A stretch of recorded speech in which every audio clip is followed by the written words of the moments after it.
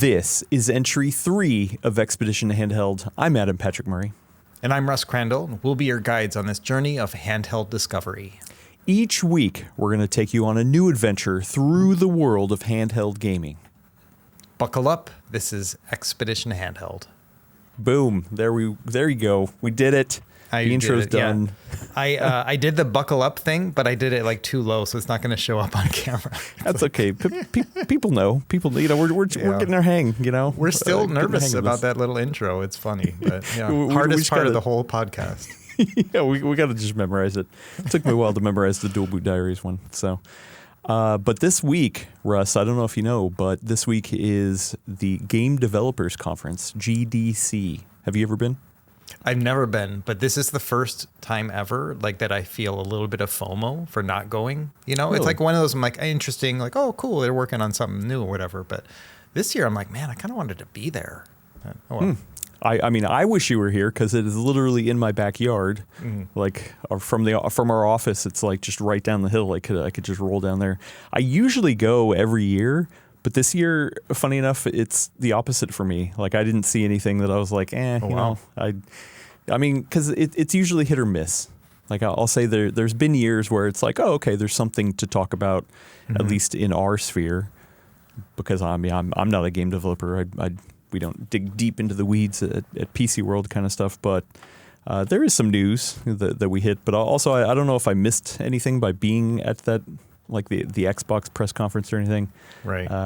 Yeah. So I don't know. It is fun. I will say one of the funnest parts of it, though, is a little museum pop-up run by one Video Game History Foundation.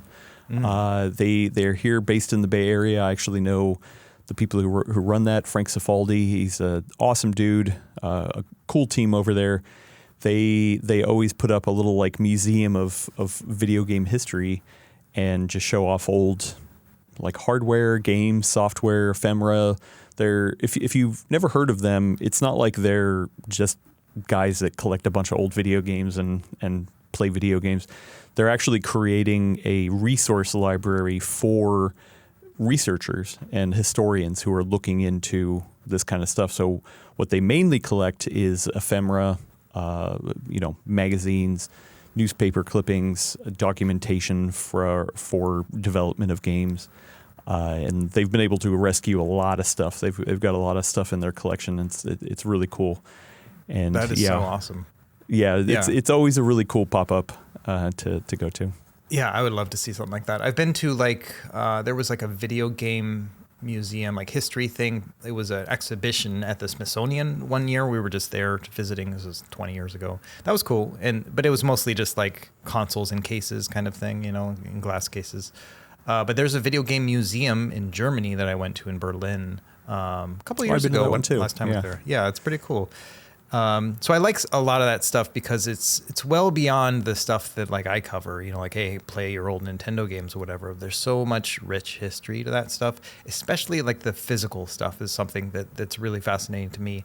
Old copies of magazines that I probably read as a kid, that kind of stuff, to be able to see it again would be just amazing. Game Pro, EGM, all that stuff. Yeah.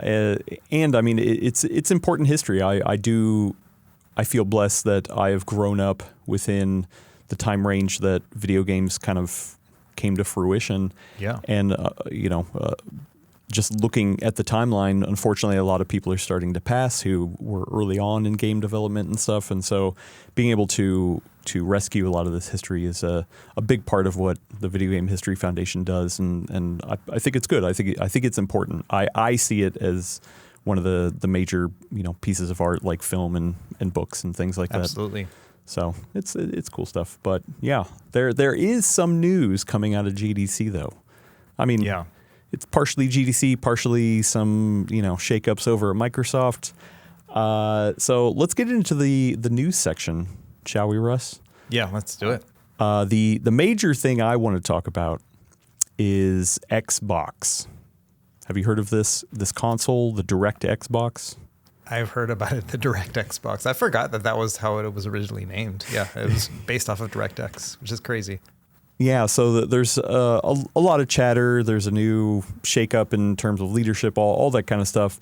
I think there's something here that I really want to talk about, which is the fact that they came out and said that the next generation of the Xbox confirmed that the product name or the code name is Project Helix.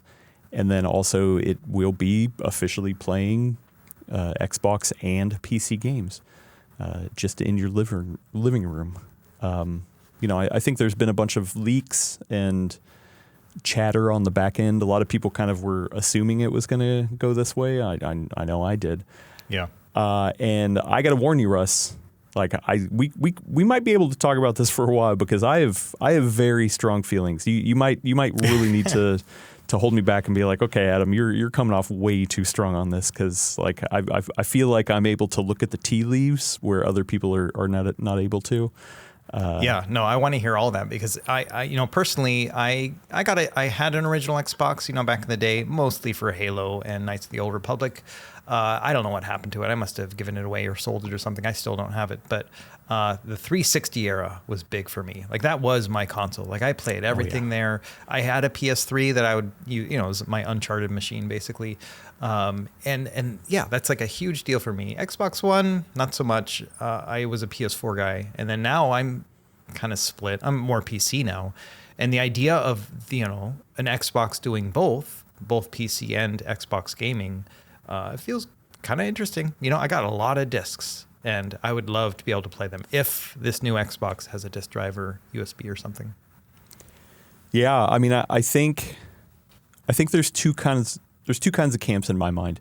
There are traditionally console people who don't really mess around with PC gaming, and then there are diehard PC people, and then somewhere in between. Mm-hmm. I guess I would call myself kind of in that middle camp. I have all the consoles. I mean, yeah, unfortunately, even if I don't use them, I have almost all of them. Yeah, same. But also, like, I do most of my gaming on PC. Like my Steam library is just huge. That's where I want to default to playing games. The only time that I'm usually playing something on the PS5 is if it's an exclusive. Mm. Or I mean, I guess a timed exclusive maybe, because Sony was releasing some stuff on PC. For the most part, I mean, I guess there's a Switch, of course. Yeah, so there's a lot of exclusive games over there, but it's a different kind of portable thing. Yeah, I think it's a totally different thing. But I wouldn't call myself an Xbox fanboy. I would call myself more of a PC fanboy, I guess. I play in all worlds, but for the most part, I'm just a PC guy. Yeah. So I obviously play a lot of PC games. Probably most of my gaming's in emulation anyway, right? But PC games, like if a game's on Steam, then I will get it. But and I got a PS5, and that is an Astrobot machine at this point. Me and there's like 3 save games on it. Me, my kids, each have their own, and we've all like 100%ed it. Like that's what we use the PS5 for. And then I have an Xbox. And I would say among the 3, Xbox is the one that I would say I'm a cheerleader for. Like I want it to succeed. I don't know why, but I want the Xbox to be like the cool console, the dominating console for some reason. I don't know why. Maybe it's Sony rubbing me the wrong way with all their subscription stuff and the way they like, they give you a bunch of free games if you're a pro subscriber and then yank them back if you cancel, like little things like that just bother me so much about Sony. And then PC, I think, is just always going to be here, and it doesn't need cheerleading as much. But I don't know. Xbox is like the underdog where I'm like, come on, guys, get your stuff together, And this kind of feels like a step for me in the right direction. Have you ever been like a fanboy, though, of anything? Where you're just like getting in debates on message boards and just no. Like I don't actually care about what happens. You know what I mean? Like it's not like I have invested feelings in it, but I have hopes for Microsoft and Xbox for some reason. I don't know why. It's like they came in and like they were like, hey, Sony, Nintendo, Sega, here's our stuff. They just kind of came in and tried to do something with it. 360 was just really awesome. I had a love and hate with that. Like there was a lot of things I didn't like about the Xbox 360 era, like just the navigation experience and stuff. I wasn't a huge Blades fan, like stuff like that. I like bringing it up, but I don't actually enjoy it that much. Wow. Probably gonna get a few comments in that one. Man, yeah. I mean, I'm holding myself back. Blades are the best. Jeez. Yeah. Wow. Okay. I think fighting nostalgia words. is the best. Yeah, I don't well, think they're you know. actually the best. That's the thing is that, so I think we're both kind of coming at it from a, oh yeah, you know, we're not married to anything necessarily. Yeah. Like a lot of maybe fanboys are out there. And I think there's a lot of dunking on the Xbox ecosystem to be like, oh yeah, it lost. Oh man, you know, they're not selling as well as PS5. Like, look at them. They Right. suck and yada yada. And I'm not gonna say they've done perfect. Like, but also I wouldn't consider it a failure. Like this latest Xbox generation, sure, the PS5 sold more. But I mean, who knows? Maybe the Microsoft shareholders think it's a failure because Right. return on investment, whatever. I can see why some people call it a failure. I just wouldn't call it a failure. But the thing is that Microsoft has the Xbox, but also they do have the PC. So, you know, when that recent marketing push, when they're like, oh yeah, everything's an Xbox, that's an Xbox, that's an Xbox. Like, I mean, it was a little cheesy, just, yeah, whatever. But also at the same time, it's like, oh, okay. I see what you're doing here. You're trying to make it not like the Xbox is a singular thing you put onto your table. You're trying to say like, hey, we're Microsoft. We actually have, between the Xbox and the PC, the biggest market share out there. Right. Like, you know, F you Sony, F you Nintendo. Like, if you count all of the Windows PCs out there that play games to some degree, like actually we have the biggest market share. I mean, they're not coming out and saying that, but that's kind of how I see it. And I mean, we've seen great benefit from that. I mean, the PC space is just, I mean, there's a lot of issues with hardware and pricing and, you know, development and all that kind of stuff. But apart from that, it's like, I feel like it has never been a better time to be a PC gamer. I got into PC gaming in the late 2000s, you know, early 2010s, where like sometimes games just wouldn't get a PC port, and when it did, it just was crap. It was junk. But now it's like, oh, okay. I mean, there might be issues, but we're getting ports day and date. A lot of times we're getting like cutting edge technologies that even the console is not getting. So like I feel like it's stronger than ever. So why should Microsoft not take that into account and say, yeah, you know, actually we have a console thing, but you know, what if we just put a PC under your TV? Does it really need to be a console? Yeah. Like, I've had a lot of debate about that. What do you constitute a console, Russ? So for me, it's just, you know, so think about us in our middle age, you know, and, you know, I get done with work. Speak for and yourself, everything. Russ. Right. You know, I get done with work and everything, and it's just, I need couch time at some point in the evening, right? Where I'm just like, I'm done. I'm not going to sit at a desk anymore. I want to sit in something a little bit more comfortable with a bigger screen where I'm like leaning back, you know, and that for me is console time. It's like, that's going to be the thing that's under my television. And that can be, I've got a PC hooked up there. You know, I could do that. I've got it all set up where I can just push the power button, and I've removed my Windows sign-in credentials, so it just goes straight to Steam Big Picture mode. Like, I can do that. But often I will go and grab the Xbox or PlayStation controller and just kind of do that as well. So for me, that's what a console is like that kind of couch time is the way I'm thinking about it, where I'm not getting into the operating system, I'm getting into the game. So by that definition, would you call the upcoming Steam machine a console or a PC? I think it's like a living room PC, like a consoleized PC, in the same way that other PC I have. Yeah. I mean, the nice thing about the Steam machine is that, you know, it's going to be running SteamOS out of the box. It's going to be like, you can't really break the OS experience in the way that I can easily do that with my Windows machine. You know, like some pop-up of an update comes up, and all of a sudden I got to go and reach for my wireless keyboard to hit Alt-Tab to get back to whatever I was doing, right? Like, I'm hoping SteamOS is going to be more like, all right, an update, I can restart my device in the same way it is with other consoles. And so that's why I would consider it kind of a consoleized PC. Yeah, but what if Microsoft could figure out a big screen UI that just doesn't let you break Windows like that? It's still Windows in the background, a full fat Windows if you want to go in, just like SteamOS is a full fat version of Linux if you want to go into desktop mode. But maybe Microsoft has something cooking up their sleeve. Some sort of full screen experience. Yeah, weird. So, Russ, why are we even talking about the Xbox? This is a handheld podcast. What do you? Right. Why are we? The thing is about that full screen experience is it debuted with this guy, right? Like the ROG Xbox Ally line of devices, right? And I went to their reveal of it in May of last year in Los Angeles, and talked a big game like, hey, this is going to be that like full, they called it full screen experience at the time, and it's just like this ability to navigate with the controller, and it was. I mean, I've got a lot of thoughts about this, but for me, it just felt like another layer on top of everything. Like they're like, now you can use the controller to sign in with your PIN on your Windows machine when you want on your handheld, right? And I'm like, can we just remove the sign in? Like, why do I need that on my handheld? I don't have a sign in on my Steam Deck that I've got to go and put in a PIN every time. At least have an option. Technically, you can not have a sign in for Windows. I would not suggest it. Yeah. Right. You there are ways you can get around it, but the fact that they like hadn't even thought about those things, and so it is for me. Yes, they did some great things. They removed some of the overhead. You don't launch into the actual Windows desktop, then launch into the full screen experience. It does that before you get into the Windows desktop. They say it saves you a gig of RAM in overhead overall.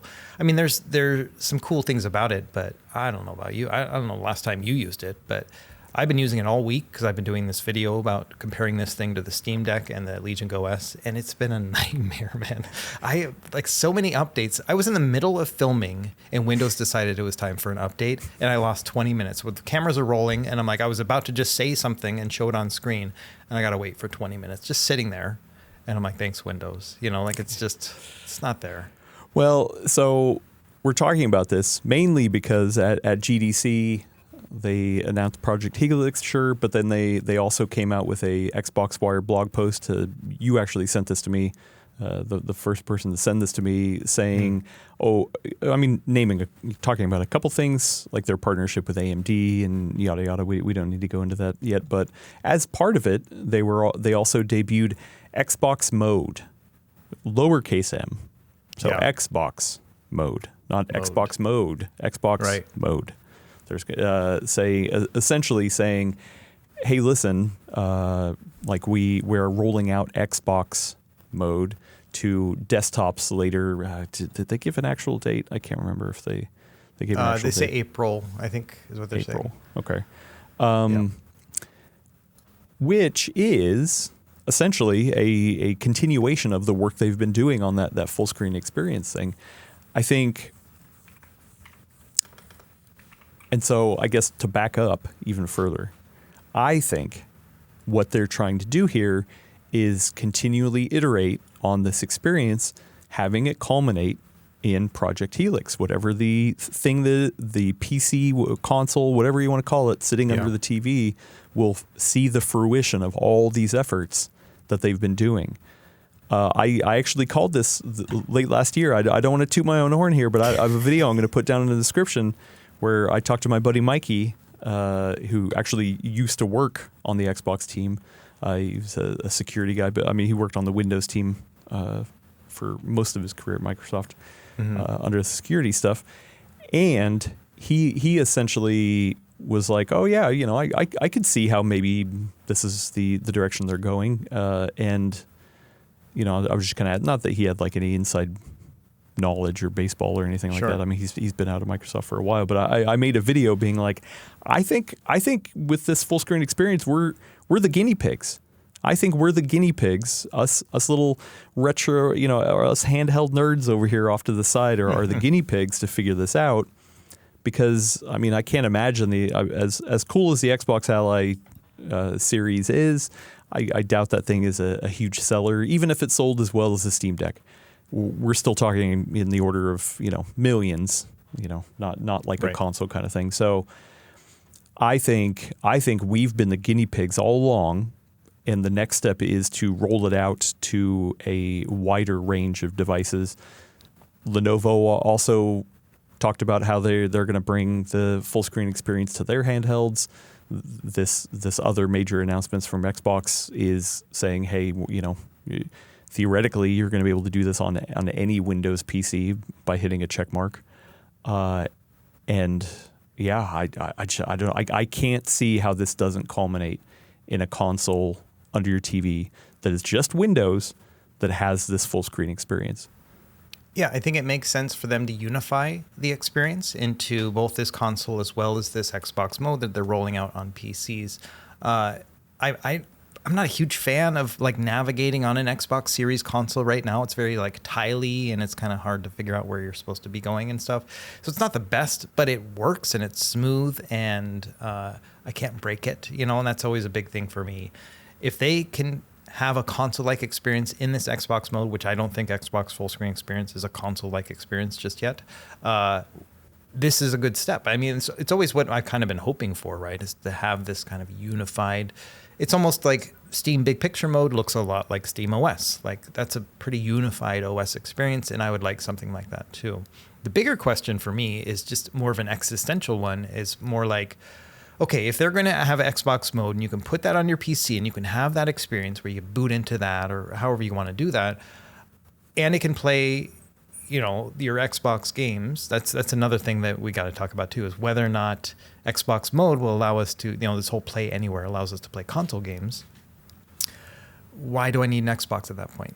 Like that's the big thing for me, is like they say this is an Xbox, everything's an Xbox. We're getting away from that marketing. That's one of the things they like took down their website that had the whole this is an Xbox thing. But if it's going to be the same as PC, where is the console? Like, where's that hardware come into play? And that's always been a big question for me too. It's like there's a moment where you go a little bit too far, I think, where it's like, oh, now I can just do this myself. Like on a regular old PC, why would I need to buy the Xbox, whatever they're going to call it, Xbox 4? Well, I mean, I see it similar to what they already do with Surface devices. Why do you need to buy a laptop from Microsoft when you can get a laptop from HP, Lenovo, Dell, Acer, MSI, whatever? When Microsoft's like, oh hey, we have laptops over here. So I see it more of like, oh hey, we have our hardware that you can put Xbox on, sure, but also and you can buy it if you want. We have that option. Yeah. But at the end of the day, it doesn't matter, because whether you build it yourself or whether you get maybe a third-party company that has like a little mini PC that puts it underneath, or you whatever, it doesn't matter. They're still getting what they need to out of it. Like that's the thing, is that when you make a console and you have to play against other consoles like the PS5, then it's all about that install base. When they say, hey, this thing's just a PC, it has the biggest install base out there. So like by default, they're like, okay, well, we already have the biggest install base. We don't necessarily need to sell consoles. Like that's such a small part of Microsoft's business anyway. So I agree with that. I think that, yes, if they're not motivated by hardware sales, in particular, and they're just trying to get people to play their games, then yes, I can see that being an option too. A couple things come to mind for me with that. It's like, one, obviously, if there's like console wars and all that stuff, then the sales numbers are going to look so bad that people are going to, it's more flames to the fire, but who really cares at that point? My big thing would be, specifically, like, are there any advantages to that console if you are going to buy that hardware? And one of the things that I'm thinking is, with the amount of overhead that they've got and capital that they have, subsidizing or reducing the price of hardware that on your own would be a lot more expensive. That may help drive sales. In the same way that, like, think about the PS2 back in the day, that was the cheapest the DVD player you could find for a while, right? And that drove a lot of sales. I knew a lot of people who bought a PS2 specifically to play DVDs, and then later on they bought a few games or whatever. So seeing something like that where it's like, okay, well, this is the cheapest way you can get this level of gaming on a PC, then maybe that's a motivating factor right there. But you can PC game on, like a 10-year-old laptop, right? It depends on what games, right? So like, I think that's the thing, is that number one, they want you to buy Xbox games, and they're just going to put those everywhere. They've already started to do that. That ship has left the port, whatever analogy you want to say. The other part too is by getting by having a locked OS like an Xbox, that's different than Windows, because when you're in the Windows ecosystem, you can try to upsell into other Windows services. I mean, I don't know when was the last time you installed to Windows, but that's one of the reasons why I've been exploring Linux, is because it just has all these pop-up screens. There's like, oh, hey, do you want to sign up for Game Pass? Oh, hey, do you want to pay for OneDrive? Oh, hey, Microsoft 365? Right. Oh, hey, we have Copilot. So, like, you know, in some ways, I'm trying to think about how to lay this out, because I feel like there's so many different ways to lay it out. In one way, you can say, okay, here's a PS5 versus an Xbox, right? That's the install base kind of thing, and that's just the install base for Xbox players, and it's a smaller portion, right? Or you can say, hey, here's a PS5, and then here's the install base for Windows users. Right. So essentially, they're taking whatever that small slice of Xbox users were and just jamming them into Windows. And so the Windows people are probably like, oh, this is great. It bolsters our numbers, gets more people using Bing and our services. But then also, like, think about resources. If Microsoft is really trying to push more into services and software, which that's what they are doing, then do they need to worry about hardware? Do they need to worry about having a whole separate team making a whole separate OS, when they could just have a team working on an amazing Xbox app that'll work on Windows and on a theoretical console TV thing? Like, to me, like that's I can see how somebody looks at that as a winning proposition. You don't need to win the console space just by having the best console. You're winning the larger war just by being like, oh yeah, we've got millions of Windows. Yeah, so it's like, the way I'm thinking about it now, and I think it's a good perspective. It's like, okay, so the Xbox players, you know, they get their new console. I'm like, hey, my new Xbox is also a PC, which expands a lot for them, right? But also gives them the console experience, so no skin off their back there. But for every Windows user, every PC user is like, hey, my computer is now an Xbox as well, you know, and that is a good perspective. But it really comes down to that whole play anywhere thing they've been promoting a lot. The idea that, you know, you buy either the Xbox or the PC one, you can play it on either one, right? And I think they've been touting, I think, coming up on 1,500 games that are like that. So my big thing for me is that if Xbox mode will allow me to play my Xbox console games. I have so many discs, you know. It was one of my secrets, and I talk about it on the Nerd Nest podcast quite a bit. It's like, and Carrie does this as well, the Fox. We wait to see if a game's on Game Pass, and when it does, the price of that physical disc just plummets. And so you can get these games for like pennies on the dollar at like GameStop or whatever. They got to buy two, get one free kind of thing. And all of a sudden, these games that cost $20, $30 on Steam are $5 on a disc on Xbox, and you get the physical thing. So I have a pretty fair collection of 360, Xbox One, and Xbox Series games that I've bought over the years, mostly thanks to Game Pass and just how that works. Now, obviously, it's like it's not a sustainable market, obviously, but that is one thing, is that I've got this huge disc library. I want to play those games everywhere, you know, and so the ability to have Xbox mode and maybe an external drive that you can buy, you know, like those kind of things for me would be really interesting too. I mean, I would say though that all the numbers that I've seen, all the research I've seen, is that physical sales is going down. For a lot of reasons, and that, you know, whether that's a good thing or not, I'm saying it just, that is the reality, is that physical sales are going down. I mean, to the point where PS5 has a version where you don't have a disk drive. Right. It's one I have. Right, exactly. So like I think we're going down more and more down that path, and people can see a future where maybe consoles never have disk drives anymore. It's just all digital stuff. So will that be in the next Xbox, or, you know, Helix, whatever it's called?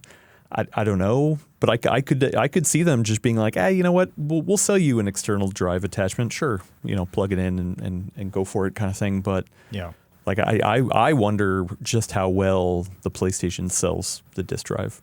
Like I know they're hard to get sometimes, but sometimes I think that's a supply constraint thing. I'm not quite sure. I've never seen numbers. Have you seen numbers on how well the disk drive sells? But I can give you some just anecdotal advice. When I was thinking, was doing all this stuff, and then I was thinking about PlayStation. I'm like, I got a lot of PS4 games. I haven't been playing in a long time. I own a lot of them digitally, but I went and I bought a disk drive last week, and it was $80 or $90, and it was out of stock in many places, but I found it in stock actually on GameStop is where I ended up getting it. It wasn't on Amazon, and I could get it from Sony, but they were going to charge me a bunch for shipping it, so I ended up getting it from GameStop and delivered, and so I have one now, and it was a fairly easy thing, but previously, yeah, totally sold out, and I couldn't get one. Yeah, so I guess on the other side, as a PC person, I was early in Steam anyway, so the ease of use of having just all my games digitally, other than cartridge games and Right. I do miss having a physical collection. I get it, but also at the same time, man, the ease of having stuff around is I don't know. I guess it's kind of the difference between I have a subscription to a streaming service, but then I also have a vinyl library that I'm building up. So for me, the physical stuff I'm only getting, whether it's music or games, if it's something that I have a real deep attachment for and want to experience it in a different way other than digitally, if that makes sense. So no, I'm the same way, other than I'll buy Madden 2023 for $3, just because that's $3, But, yeah. But Microsoft, Sony don't like that. I don't think any of the console holders right. are looking at that and they're like, oh yeah, this is great. So that they're excited to take away the ability to have you have a used game market. Once again, I'm not advocating for it. I'm not saying that is the way to go. I'm just saying that's kind of the reality of it. So, okay, I got a question for you. So Asha Sharma, the new CEO of Xbox, head of Xbox, she came out and said that Xbox going forward is console first, console driven and whatnot.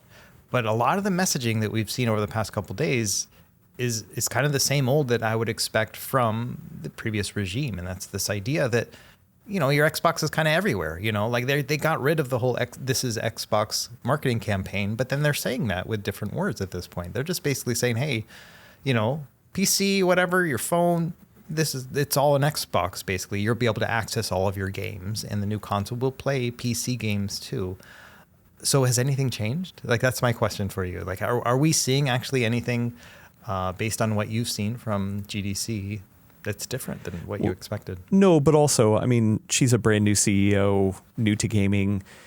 Best case scenario, even if she wanted to try to change something, those changes are not going to be effective, for years to come. So it's to some degree, she needs to come in and just be like, okay, well, what's the path that you were going on? Yeah. Okay, let me get up to speed with that, and we'll continue to that path, and then I'll start making decisions that maybe veer the path later. But I don't know. I can see how this new path that they're on is something that can get signed off from the top down, right? Yeah. It's one of those things in my mind. I can see how Microsoft just thinks this makes sense, is to be like, you know what? Everything is an Xbox. Let's put Xbox on everything. Let's just give people an easy way to have some sort of front end kind of thing. If you want to buy our box and call it a console, cool, great, have fun. If you want to build a PC or buy a mini PC and put it under your TV and have the same experience, cool, great, whatever. We still get Windows. So do you think this is the ideal situation? So let's picture a year from now. You've got an Xbox Ally or the next version or whatever, and it can actually play Xbox games on it. Not just a PC. That was always the kind of weird thing about this one, is the advertising part of it is hey, here's a handheld PC that has the word Xbox on it that will play your PC games. It's this little unspoken thing where it's you're not going to be able to play your Xbox One games on this. So if they figure this out through, I'm assuming, whatever technologies they're going to use, compatibility layers or whatever, to get these older games to play on PC. Is that the ideal situation, that you have a handheld PC that can also play Xbox games? You're talking about older Xbox games, right? Because I feel like most new Xbox games or most new games are trying to be on a digital marketplace all over. They've got the Play Anywhere thing. I mean, it is damn confusing because I remember when I got the Xbox LAX and I loaded up and I was like, okay, cool. I've got a bunch of games in my quote unquote Xbox library, and then the majority of them I couldn't install. And I was like, why? I'm like, because those games need to be Play Anywhere. But then when I looked at them, like, yeah, most of the games were older games. So, I mean, we've been here before in gaming. I mean, when I bought a Super Nintendo, I couldn't jam a Nintendo cartridge in it. So, like, does that make it right? No. Like, would that stop me from, like, I just don't have that big of a collection anyway. Like I said, my collection is all on Steam and I can just install that anywhere. So, like, that's like, I don't know. Like if you're somebody who has a lot of stuff invested in the Xbox ecosystem, I could totally see how that would be a pain if they don't give you a way to do it.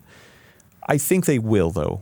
I think they will have either an external drive for discs or have some sort of way to do some sort of emulation or compatibility layer, right? Yeah.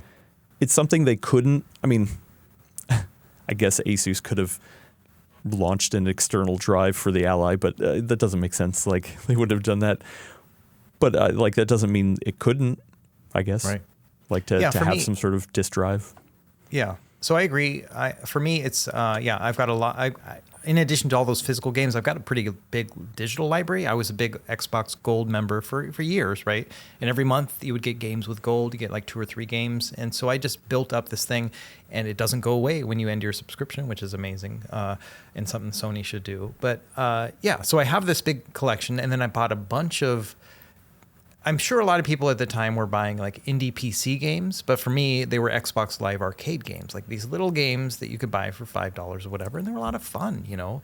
Yep. And a lot of those do not have PC ports at this point, and that's the thing for me. It's 360 games, even some Xbox One games, Halo 5, you know, like some of these do not have PC ports, so I cannot play them on PC. So that's kind of the ideal for me, is that we have some sort of backwards compatibility, and that's been a big thing for Xbox for years at this point too. And, you know, backwards compatibility, when you put in an Xbox 360 game into your Xbox Series or Xbox One, it's running via emulation at that point. And so there is an option and a possibility there, and I would love to have that option. And so that's kind of what I'm hoping for, is like this Xbox Play Anywhere expands in the back catalog as well as it continues forward. You know, I love the idea of, you know, buying on a console, buying on PC, you can play it either one, the save games, cross-compatible, like all that stuff's great. But I also want to do that with my old 360 games too. I mean, or what if they were like, hey, you know what? Here's what we're gonna do. You can download all your old Xbox games, the ones that are not essentially just Windows games or you know, PC games. And here's all the tools that you need to get a third-party emulator to just start running it. Yeah. Right. Like maybe I mean, I think that would be an awesome thing. Would they do that? No. They would probably figure out some way to charge you to emulate yourself. But also, like, yeah, as long as they give people tools to play those old games, whether official tools or not. I mean, here's the other thing. People are going to use unofficial tools anyway, right? I mean, there's like you follow emulation all the time. Like, I mean, people are already emulating Xbox 360 fairly well.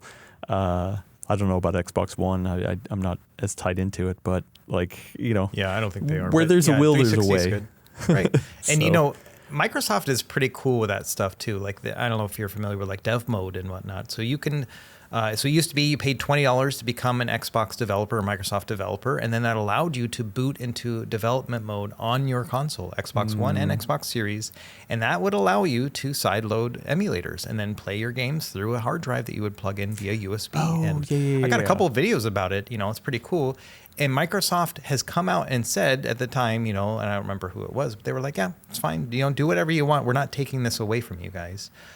And then last year, they made it free so that they don't even charge you to sign up for a developer account anymore. It's now free. You don't pay your $19. You mean last year around the release of the full screen experience on the Xbox LAX? I don't remember the timing of it, but yeah, it was last year where they were like, hey, like dev mode is free now. And so I need to make a new video on it because it's pretty cool. I mean, you can play like GameCube games on your Xbox. It's a pretty easy thing to do once you have it all set up. Come on, like, I don't know, man. It's just like, it really looks like all these stars are aligning where they're like, okay, you know what? We're gonna bake dev mode or whatever that is into whatever this new box is, and here's how we solve emulation. So like, I don't know, like, maybe I'm so not married to a traditional console and having a fight with somebody of what's best or whatever, and I'm just like, yeah, I mean, like, I loved the fact that Sony, and unfortunately now they're seems to be backing away from it, that Sony is just releasing their games on PC, because guess what? You should just be able to play your games anywhere you want. Nintendo, I think, is going to be the only holdout forever, which is going to be like, no, you can only play Nintendo games on our console, whether they're old or new. I do feel like Nintendo is an exception to the rule, and it's kind of just an accepted norm at this point. But I'm the same way, man. Like, I tweeted, like, so that when they announced that, or at least when we saw that Bloomberg article, it was saying, hey, Sony's backing away from these first party titles and PC ports. I tweeted and I just said, what a bummer, or this is a bummer, or whatever. And I was surprised to see how controversial that was, that I said that was a bummer, because people are like, what do you mean? Sony should be console only, and like, this is going to make them more money. They shouldn't have to pay that 30% tax for having it on Steam Store and stuff. And I'm like, why are we so worried about how much money Sony is making? And how is this controversial? Like, like, games should be available for more like as many people as possible in as many ways as possible, and that's always going to be a win for us as people. I don't really care how much money Sony is making at this point. I don't want them to go out of business, but I also, like, I'm going to get as many deals and as good benefits as I can out of them. They're not like my buddy, Yeah, I don't get that sentiment either. I don't know. I think no matter what, that this is a good feature for Xbox. Yeah. I'm gonna put that out there. Flame me all you want in the comments. I think this is the future that they need to go to, and a lot of people see this as them losing or just giving up on Xbox. I don't think that's giving up. I think they're just embracing, hey, you know what? Just play our games anywhere with any device you want. I don't care. Yeah. And it's like, okay, cool. With I cloud think that's saves awesome. and everything. Yeah. Yeah. So next step for me is that the next Xbox console has to have free online. I shouldn't have to pay to have like online services, compared to like a PC and whatnot. But I mean, if it is just a PC, then it like that would, it shouldn't. I mean, that would be really dumb if it was like, oh yeah, it's just a PC. I mean, but I think they're. Yeah, I don't, man, that would be. I mean, okay, and here's all to say. I'm going to say, after all this of me thinking, okay, this is the great direction they're going in, I completely agree with you, because I have been using this Xbox front end on the ROG Ally, Xbox Ally stuff, and I mean, it is not anywhere near where it needs to be, but that's okay. Once again, I think we're the beta testers. I think that we're the ones that got in early, and they're using all that information. I mean, there was an update recently that finally put audio cues into you moving a cursor around. I was like, wow. Took you how long to just have audio cues in there? There's so many little things. Like, their store still doesn't have a cart. Like, you can't put games in your cart and then buy them later. Like, you can't do that. Yeah. You have to just buy it right then and there. Yeah. You can't sort the library like the store. Like, okay, so show me what deals are going on here. Sort it by deal or whatever. No, we can't do any of that stuff. Very basic things that would definitely help them. It's very basic, but I feel like the bones are there. You can see, it literally has an app section where you can just launch Steam. You don't have to, it's not like Microsoft is getting a cut of whatever you do when you're in Steam or anything like that. I think that's fine. Yeah. I can see the bones there, and they have time, because once again, we're the beta testers. I think then once they release it to desktops all around, they're going to get a ton of feedback there as well. Obviously, and like in a year and a half time, hopefully it is a better product. I would much rather have them spending the resources making that full screen experience a better product for everyone to use than them having resources dedicating to a console front end that only a small portion of people are going to use. Yeah, so. I agree. I think it is looking good, and if I had to paint an ideal scenario, Xbox is moving in that direction slowly but surely. And so I'm happy with all that stuff. But there are some pain points on the way there. Yeah. I was actually arguing with Brad Shoemaker from Nextlander this morning about this too, because they talked about it on their podcast, and they were kind of coming at it from like a console kind of standpoint of like, wait, this is so different than a console. And it's like, yeah, it's okay. It's a PC, it's not 1-to-1, and I don't think, and actually Microsoft has said this, like Sony isn't their competition. Like they're not looking at Sony and being like, hey, there's competition. People are like, oh yeah, they say that because they're losing. It's like, no, actually, I think they're looking at Valve and what Valve is doing and saying, oh crap, that's our competition. And Valve is literally doing what we're talking about. They're shipping a version of an OS that is a easy to use console-like experience that everyone was so excited about being a console-like experience, with just running full-fat Linux in the background, right?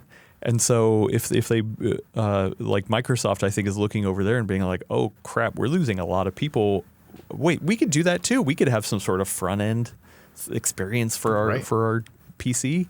Oh wait, we could do that for a console too. Wow, man, this is great. I see them chasing that more than they're chasing Sony and Nintendo.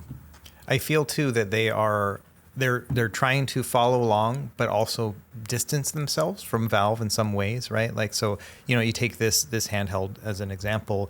It's got, on the right side, there are some menu buttons for it. There's like your start button, and then above it is a button. And you would think that's your quick access menu, based on the Steam or whatever. But no, they made that the library button. Like if you need to access your game library at any time, like, oh gosh, like I'm in the middle of a game, wait, let me see my library. It's the last thing you ever want to do, right? But it's like they're distancing themselves and be like, okay, what did Steam do? All right, let's do something similar. How can we choose? And so that's what it kind of feels like to me, is they're trying to get there, but yeah, it's they're still trying to keep a distance too, and not quite admit it, I think. Yeah, I mean, I guess we'll see. There's still plenty of time. But it just really feels like all the arrows are pointing in that direction.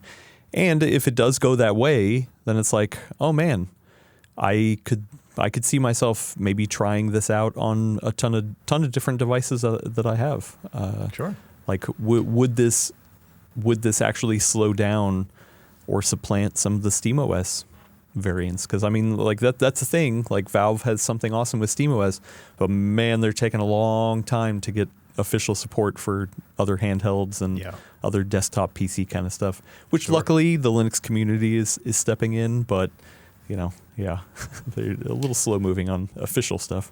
Yeah, I think you're right, and it's. I will also be interested to see how many Microsoft Store PC sales come out of this. I mostly just go to Steam and find my games and buy them and stuff. I never really buy anything from the Microsoft Store, but as more people get this set up and they have this Xbox experience on PC, I wonder how many people are going to be like, oh, I want to have this game on my Xbox library specifically, as opposed to just having it on Steam and having it in the library anyway. And so that'll be a really interesting thing to me, is if it boosts their sales, or the fact that they're incorporating Steam into it reduces sales. And that would be an interesting thing too. I mean, either way, they're getting more eyeballs, because if most PC users are just going straight to Steam or using Steam Big Picture mode, at least this would force them to be like, hey, you need to look at our stuff first, and maybe we can surface some deals or Game Pass or something like that on your way to going to Steam. But at the end of the day, once again, it's not like they lose if somebody goes and buys it from Steam, because they're still on Windows. They're still gonna have the user base of Windows grow because of this. And I think that's all that Microsoft cares about. Well, other than AI, but so before we get on to our next news section, let's pause for an ad break. Let's do it. Maybe it's a good one. All right, and we are back to our next news piece of news, which is kind of a small one, but this is something that popped up on your radar, and actually somebody over in our friendly Discord, Inkslayer, friend of the show, asked, what is your input on the recent discovery that some Ayaneo Android devices appear to be screenshotting and transmitting a large amount of data as reported by Retro Handhelds, the guys over at Retro Handhelds. Yeah, so some background on that. Somebody had a rooted device. It was the Ayaneo Pocket DS, which is a dual screen device, kind of like the Thor.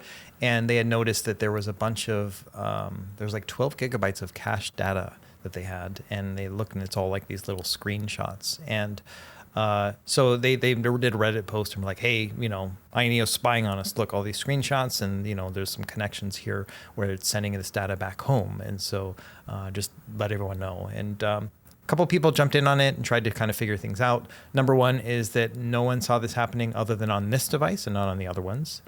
And then another thing is that, Android in general does collect screenshots, but they're cached and then they get deleted. And the idea is that as you swipe up on Android to go between your two windows, there's a screenshot, as you see that's the screenshot basically. So that's just something that Android does, right? But the fact that it was being collected and cached and not being deleted was kind of a scary thing. And so that's kind of what people were worried about. It was that, hey, these screenshots could potentially be spying on us. They could see that I'm playing Castle of Illusion on Sega Genesis and then send that to the government, and whatever that happens to be, right? But yeah, that's kind of the idea of it. Maybe someone's banking on their handheld devices. I'm not really sure. But that's kind of where that and it blew up on Reddit. I was getting emails and DMs and Twitter. What do they call them? Tweets, messages, Tweeters. Or whatever they call them. Sure. Yeah. And and I was like, let's wait till somebody knows what they're talking about, and kind of investigates a little further. I'm not that guy in any way, and so that's kind of where I left it. In the Retro Handhelds article, there is an addendum, an update at the beginning where Ayaneo has actually gone in and explained their stuff. I feel like the response from Ayaneo was actually pretty thorough and transparent. Yeah, especially coming from them. It was the most candor I've seen from them. Just straight talk. I was like, wow, this is actually pretty good. Yeah, I mean, a little bit of language that was kind of a little hints of manipulation, but this usually I feel like in some sort of denial that they're doing something malicious, they either try to hand wave it or obfuscate what they're talking about, but they're coming out here with very specific notes about what's everything doing and all that kind of stuff. Luckily, I have a certified ethical hacker friend, a white hat named Mike Denseglio. He's been on the Full Nerd before and Dolby Diaries, so maybe longtime fans will know who he is. I reached out and I showed him what's going on here, and I'm not saying that he dove deep into it, but because I know somebody who's a security professional, I wanted to get their opinion. He wrote me back and said, based on all this information, it's the connection that the device is making that seems to cause the concern. The amount of data that's being sent seems to be very small, and it's mostly bug reporting and stuff like that. So I'm going to quote what he says here. So in my opinion, based on this data, is that Ayaneo isn't spying on devices or users. If somebody, so end quote. And then I asked him also, I was like, okay, well, if somebody is worried that a company like Ayaneo is doing this, or any company, what can they do? And he actually gave me a really good suggestion here. He said if somebody was still concerned that they could, then they can block android.bugly.q. No, is it GG or QQ? I think it's QQ.com on their router. That would stop any data from getting back to Ayaneo via Bugly.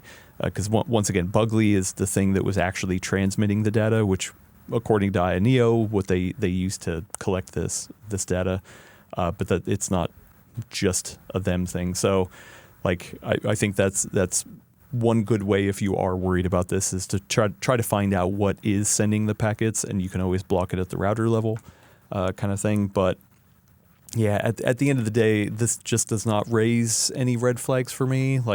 I think it depends, number one, on your level of security around this kind of stuff. Number two, I feel like Ayaneo is an easy punch bag for a lot of reasons, which is of their own making in a lot of ways. So I'm not saying they're completely innocent here, but this does not this does not scream like a big deal. What do you think? Yeah, I wouldn't attribute this to malice in any way or some sort of grand thing. I think if it really was, it would be on all the devices. There would be just more red flags here. The biggest thing for me is like, okay, if they are using like this app called Bugly to, collect these bug reports, whatever, I never saw any sort of opt-in for any of that, and that's just kind of a standard I would expect to see is like, the ability to at least agree to it or disagree or whatever. And none of those things happened on the Ayaneo devices, as far as I can tell. I've never had anything like that. So that would be like my only point of criticism here would be like, okay, if this is just telemetry data or whatever it is for your bug reports, let us opt in or out of that. Yeah, definitely. And hopefully that's something they can integrate in there.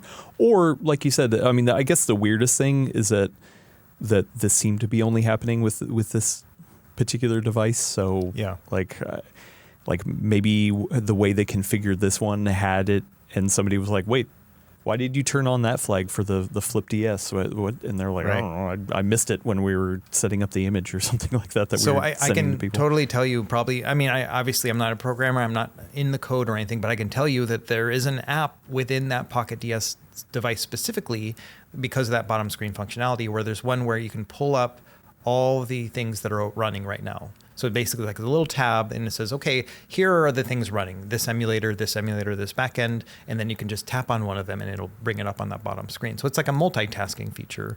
And so my guess is that's why it's collecting those screenshots, because when you go to that tab, it shows them. It shows a screenshot of each of them, like this is what's running right now. And yeah, they're just not doing a good job of clearing that cache in the software. And so that's what they need to be working on. And it's what they acknowledged in their own thing. They said, hey, we've got this dual screen task manager feature. It renders these thumbnails. It's normal. There's a bug that the cache is not being cleaned up, causing the screenshots to accumulate. So that's what I'm seeing as far as those screenshots. But the data transfer, I think, is maybe potentially a separate thing. And that's that Bugly thing. And just based on what Mike said, 2.3 kilobytes of data was sent over. That's a bug report. To me, that's not big enough to be a screenshot. So, yeah. Do you do anything when you get a new device in that to help you, protect yourself or anything like that? No, I just my Google account that I use for all that stuff is a separate account that doesn't have anything tied like Google wise to like my banking or whatever. So if that was compromised, it is what it is, So that's the main thing that I do personally.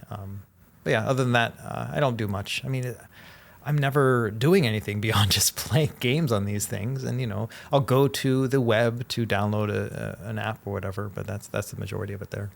Okay. Yeah. I mean, it's definitely something that I've done on Windows devices sometimes is to say, you know what, I'm just going to reinstall a fresh image on here. Oh, sure. Yeah. Like it depends on how new the device is, and if there's extra special drivers or anything like that. I mean, I get a lot of pre-review devices, so I mean that would be really dumb if the companies are specifically targeting reviewers who are already digging around in there.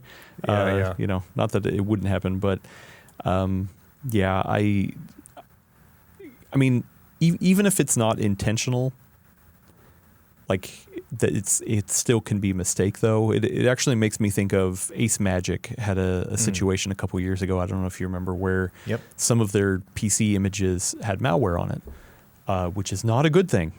And it seemed to be that they weren't intentionally doing this, that somebody messed up with the imaging and grabbed a improper image off of a server somewhere. They're like, oh yeah, let's fire up LimeWire and get the newest Windows 11. Oh wow, the one I downloaded had some malware in it. Whoops. That's, I don't know. No official reporting here. That's just what it made me think of. But like ever since then, especially mini PCs, I think it's like Windows based ones. It's kind of easy to just be like, you know what? I have my own install of Windows 11. I'm just gonna pop it in and do a fresh image myself. I've seen a lot of reviewers too, and now incorporate that into their review schematics. Is like, does it have malware? They just do a run on it too. So that's always a good point of information. But nowadays, other than the Ace Magic thing, and I think there was maybe another sub brand beyond that had the same kind of issues. Other than that kind of scare we saw 2 or 3 years ago, I haven't really seen anything since then, which is a good thing. Yeah, I mean it's always good to watch, and I mean if people want more advice from a literal security professional on what you think you can do, Mikey would be more than happy to get me some more ideas, whether it's hardware based or network based. Because I mean that's the other thing is you could put all these devices on a separate subnet on your routing system just so that it's not touching the rest of your devices, whatever. There's a bunch of different ways to do it. Or, I mean, I guess it depends on what you're doing, but maybe just never connected at all. Like, yeah. Right. So, I mean, to this day, like now that most emulator apps are no longer even within the Google Play Store, you can actually fully set up a device without ever logging into your Google Play Store, which is pretty cool. Right. Like never have to add your Google account to the handheld in the first place, which is not something that was available a few years back, because a lot of the really good ones were, available only on the Play Store, like the Nintendo 64 emulator, Open 64 FC. I mean, you can always sideload these things, right? But the way to actually get it would be through going through the Play Store at the time. But nowadays, you can actually sideload it. In fact, like RetroArch, they recommend getting it from their website and sideloading it instead of using the Play Store version, because that one's an older version. It takes them forever to get approvals because of all the different permissions and whatnot. And so they just say, just sideload it, So that's what I always do. Yeah, nice. Okay. Well, let's move over to Buyer Corner. Buyer's Corner, because we got some very specific buying questions, and people need Russ's advice here. Russ is the man with the information on a lot of these. So the first one comes in from friend of the show, Mr. Zag. Welcome. Said, hey guys, love the first episode of the podcast. I've been researching the Clicks Communicator, which is a companion phone with physical buttons that can also be used as a singular device that costs $500 or $400 if you pre-order it. It's got a 120 hertz screen with expandable storage, yada yada. Do you think this type of device would be a good entry point for somebody looking to get into low-end emulation as far as phones go? That's a really good question. Yeah, so I had already been looking at this phone because it's really, I don't know if you've seen it, but it's really interesting. Like it's like a kind of more squat compared to your longer phones, and it's got this screen on it and then a physical keyboard underneath it. So it looks kind of old school, I mean, it looks like a BlackBerry, right? Yeah, it looks kind of like a BlackBerry, and 120 hertz OLED display. Really kind of interesting looking, and it's like very minimal, but you can add whatever you want because it is an Android-based device. It's running the Dimensity 8300 chipset, which is the same one that Anbernic has been using on their high-end devices that cost around $250. So the RG477M, the RG477V with the vertical one, and then the 557, which is like a wider one. So it's I've done my testing with that chipset, and it'll play up through PS2 and GameCube, upscaled really well. Mali GPU, which is going to have some compatibility issues, but in general, emulation all the way up through those Gen 6 systems is going to be pretty crazy. $400 for a phone too it's not bad. Like, you know what I mean? Like, you think about all the antennas and the requirements that are needed in order to be able to have like 5G and LTE and all that stuff. Like, those are all very pricey in terms of regulations and stuff. So to have this at $499 pre-order for a handheld that usually costs $250, for me, this all kind of makes sense to me in terms of pricing. It's not bad. $599 retail. Once it gets out of pre-order, it's a little bit tougher pill to swallow. I just don't think it would be something I would ever really play games on, because you're then playing games on these tiny little keyboard buttons, right? Yes, you can play Tetris on this thing. It's probably going to look really cool with that screen. Are you going to want to do that on a keyboard, with a tiny little one like that? So that's kind of my big question there, is what separates this from any other phone at that point compared to just a dedicated device? Yeah, right. I mean, or there's other things you can attach to it, right? Controllers, sure, Bluetooth controllers, like any other phone. Right. So, like, I think for me, I mean, the pricing is nice, but also like having that keyboard seems to be something that maybe they want for easy text input. But yeah, if you would never use the keyboard, the physical keyboard, then it's just going to be sitting there in the way. And it would be killer. I feel like there's other options.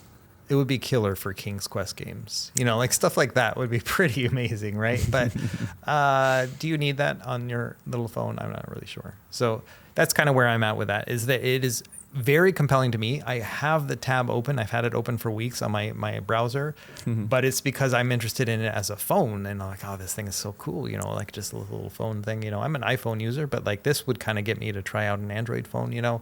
But I haven't pulled the trigger on it, and I don't really think, gaming wise, it would be all that great because of those keys. Now, if it had like a module, you could pull it out and put a controller there, that would be amazing. But I don't think that's the target audience.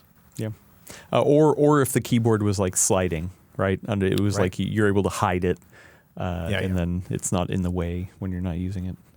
Anyway, next question is from Sharmpoo. Okay, thank you. Welcome. Hey guys, enjoying the podcast so far. Question for the next episode. With the Z1 Extreme chip being up in the air with support from AMD, I've still not heard back from AMD, official AMD stuff. I wanted to ask if the Legion Go S, the Steam edition, will be safe from this uncertainty. It is my main driver for handheld, and I'm really hoping that Steam Linux will be able to support the chip for years to come. Am I wrong in thinking so? Yeah, I think we both got good inputs on this. But yeah, for me, I mean, that's my daily driver is the Legion Go S, Z1 Extreme, SteamOS edition. Like that's my handheld right now. And I'm not worried in particularly just because, one, those drivers are fairly mature. And so even if we were to lose support, like all those games that you can already play on it are not going to magically stop working, you know, unless the dev messes something up. But so that's the one thing, is that all those thousands of games that you can access and play are still available. New releases, maybe that's not particularly the best chipset and device to play those games on in the first place, but that is a concern. Like Slay the Spire 2, for example, new game, but you know, obviously it's not as demanding as a AAA title. That might be one where you're like, oh, I hope they have driver support for it, but I'm not expecting anything crazy from that. So whether or not we, you know, lose support from AMD, I'm not terribly concerned on the driver's side with my existing library, but I think that they should still support it and provide updates when necessary in the future too. So what do you think? Yeah, same thing. I think you put it perfectly. I would also say if they specifically had the Legion Go S, the Windows version, or was saying that they dual boot it because there are some games they want to play in Windows, I think that would be a little bit of a different equation because it's like if you're on the Steam side, you know, you're able to, or I'm sorry, the Steam OS side. The crowd is going to save the day. They're going to continue to do stuff like that. Yeah. I think it really falls more on the Windows side for the driver support because that needs to be officially, it doesn't need to be officially done by AMD, but that's where you're going to get your best compatibility. Right. But yeah, like you said, even if they stopped right now, like we have not heard officially from AMD or anything like that, but even if they stop right now, it just doesn't feel like it would be like that much would get ruined. Would I like official support for years to come? Sure, but I don't know. Maybe I'll press AMD again, but yeah. To give you an example, so I have that ROG Z13, the Flow Z13 tablet with the Strix Halo chipset on it. That thing I've had since December of 24, so it's been over a year and a half, or about a year and a half or so, and I've seen one update to the GPU drivers since then. One update. And that's from my pre-release device that I had prior to even December. And then also, today, right? I think one came out over the summer and it still runs great. There are some issues, you know, every once in a while, like Final Fantasy VII Rebirth. Yeah, it's got some weird buggy shadow stuff, but otherwise, yeah, it's one of those interesting things for me is that driver updates to me have not been that big of a deal for me with these handheld devices compared to quality of life improvements. Those have been the more important thing for me in particular. So yeah, I want AMD to provide more updates for that Flow Z13 and for Asus to incorporate them in and then push them out and everything. But I've been very surprised every time I pull it up. I'm like, you mean it was last updated in May of 2025, you know, and it's still running fine. And that's what I'm using as my primary PC right now. So, yeah. Yeah. And I don't want to continue to beat this horse from when we reported on it in episode 1, but like the strict Halo thing is a really good example, because that Z13 I feel like actually hasn't gotten a lot of updates. I have two other devices that have the same exact Strix Halo 395 Plus, which is the HP ZBook something. I can't remember the actual G1A. That's what it is. And then also the Framework Desktop. Both the exact same chipset, both same configuration. All three devices have had different levels of updates, because it's not just the update coming from AMD. Those updates a lot of times are getting pushed through the official packages of the manufacturers. So unfortunately, like it's a good. I don't even know if I could say that's a good thing, because you want the tuning. Like AMD doesn't know how Strix Halo performs in the Z13 versus the Framework Desktop, so they give them the support that they need to hopefully then be like, okay, well, we need to tweak it and tune it for whatever device we put it in. Best case scenario, it's a good conversation. They work together, they figure it out. Worst case scenario, it's kind of like the MSI Claw, the first gen MSI Claw, where Intel and MSI didn't seem to communicate well enough together. And so you get some issues. So I think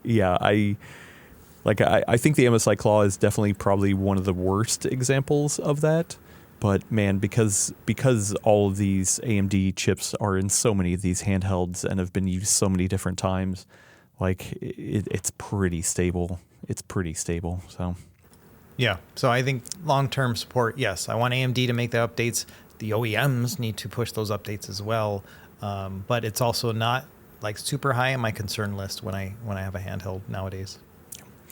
Another question from Wonko33. Where do you buy your handhelds? When you get one from a small company, do you get it from their website, on Amazon where it's more expensive, but there sometimes is knockoffs, things like that? It's a really good question. And I should say that you should be going over to Retro Game Core's affiliate links and buying through those links. That's my answer. Well, I appreciate that. Thank you. Yeah, I do use affiliate links sometimes. I mean, that's like the complement to my like ad revenue that I get just from videos. I don't do sponsored or whatever, so that's like how I make money. And it's interesting too. I as aside from that, a lot of people are like, oh, because you have affiliate links, you're biased towards saying the best things possible. It's like, it's never crossed my mind. I don't know. For you as well. I think we. Long ago when I first was on the Full Nerd Network podcast, with Gordon, and we talked about this a lot. And it's like, my integrity means so much more than the dollar I'll make from that affiliate sale or whatever. And so, yes, thank you for the affiliate thing too. But of course, I always share non-affiliate links too. So when buying a handheld, I'm a little bit of a different beast, just because I often have to kind of rush to get it as soon as possible so I can make my videos and whatnot as well. My big thing is like motivating to like get the video out so I can inform people when they make their purchase, and so that there is a bit of a time crunch for me. So I often will buy it directly from the manufacturers. It really depends on the company, you really have to see what payment methods they accept and whatnot. Some people say, use credit card because then you can charge back if needed. Some people say use PayPal because then you can initiate a return that way. It all really depends on your region and where you're buying from and whatnot. I do buy from Amazon fairly often. And it's really interesting. So you buy like an Ambernick, whatever, RG numbers, and you search on that and it'll have some other name of a store like Boy Home or these. It's like just like that's it's a third party one. seller. Yeah, it's just like these like number soup, right? Or letter soup, and you're just like, okay. And I get it. Like he said, I wonder if they're knockoffs, and they're not. It's basically just a drop shipper or somebody who's purchased a bunch and then they've got them in the Amazon warehouse and then they're distributing them and they're charging $10 more, $20 more than what you can get from the company themselves because they're the middleman. And so, yes, even if it has a funky name to it, I often will recommend people buying from Amazon if the price increase is worth it to them, because faster shipping, you don't have to worry about the whole getting it from China thing unless it says indicated, it says it's going to take a month, then that's probably coming from China. But if it's free shipping and it's like, going to get there in a few days, then it's obviously in a warehouse already. And then two, easy returns. Like it's so easy to return those things on Amazon, take it to Kohl's or whatever people do on the mainland. Here in Hawaii, we don't have that, but we can take it to certain stores, I think, like Whole Foods or something. Either way, like that's kind of how it is. It's like you want the peace of mind, then definitely go through Amazon for it. Buying from the companies usually is going to be okay, but then you got to deal with them if something goes wrong. Same thing with AliExpress. You know, that is a storefront that kind of covers over everything. It's like their Amazon, but it has these individual vendors underneath it. And you will speak to either of those individual vendors, or you can go straight to AliExpress and be like, hey, I want to return on this, you know. All that's going to be a lot more painful than Amazon. So it really just depends on where you value your time and dealing with that kind of stuff, or your money and getting it a lot more easily from Amazon. And bear in mind too that it takes a little bit longer for things to appear on Amazon compared to when it's first released from their website. I feel like I haven't seen this too often anymore, but in the early days, I remember some of the devices would be sold with different size SD cards sometimes, to be like, oh, hey, here's you know, an RK 2020, but this one we'll upgrade you to a 16 gig SD card. But these other guys will only give you an 8 gig one, you know, like extras. Right. Does any of that ever play anymore? Once again, I know it's not as common anymore, but. Yeah, so a lot of those SD card markups is because, I mean, it's shady, but they're pre-installed with games, you know, and so they'll be like, hey, you can get it, you know, 16 gigabyte version, which will probably just be the OS, or the 64 gigabyte one that's going to have 10,000 games on it. Those games are terrible. Like the way that they organize them, like language issues, just organizational issues and stuff. And so I have been on a warpath for 6 years now, telling people don't pay for that markup. You know, use your own games, use a micro SD card that's a bit more reputable, like from SanDisk or Samsung, as opposed to the generic thing that they're using there, which often will fail. And so yes, it's still happening, but very rarely, and not necessarily with those Android devices either. You know, most of these are just straight up clean. You're buying what you're buying, you know. Some companies like Ambernick still do that markup thing. And it's sad too, because it preys on people sometimes, because sometimes these people just see it on TikTok and they're like, oh, I'm going to buy this thing. I can play these old games on it. And then they get to the store and they're like, okay, there's a 64 gigabyte, 128 gigabyte version. Well, I want more storage, so I'm going to get the 128 gigabyte version, because it's not clear that that's just the size of the micro SD card that ships with this device that doesn't have any onboard storage on it, right? And so people will unfortunately pay an additional markup thinking that they're getting storage capacity when they're just getting a larger size generic SD card filled with very crappy games. And so that's one of the warnings I've always had too, is like, yeah, be wary of that. Just because it looks like it's a bigger number doesn't necessarily mean it's actually a good markup in any way. There's a name for that, right? Like selling the large soda for a lot of money at a theater. It's like the ticket had a set price, but once you're in there, they'll sell you a $8 Diet Coke that really costs them 10 cents. Yeah. I mean, my first job was at Burger King, and they always used to tell us, it's like, we make our most money off of soda, so just sell as much soda as you can, you know. And yeah, it is what it is. Okay. Let's move over to some old games. Glowing phosphors, I like to call this. Recently, and I bring this up because recently I dusted off my analog pocket, which I have some continuing thoughts on. White one. Yeah. Yeah, I went for the white one. I like the white one. It has a nice pop to it. I don't know. I dig it. So if you look back here at my shoulder, you can see the white one right there, sitting in a dock, and it's playing on my CRT. So that's how I play all those games. Yep. Okay. So I just have that hooked up, HDMI adapter to play on my CRT. So that's how I do it. Okay, there you go. And the reason why I got it out is because at my favorite retro store here in the Bay Area, which is the Experience Share in Alameda, I picked up an old version of Castlevania Adventure. The focus is. Oh man, nice sticker. Yeah, and it works. It's clean, but it's only $10. It's the cartridge only. It is weathered like to all hell. The sticker is peeled off. Somebody literally just wrote Castlevania on the front of it. But because of that, it was only $10.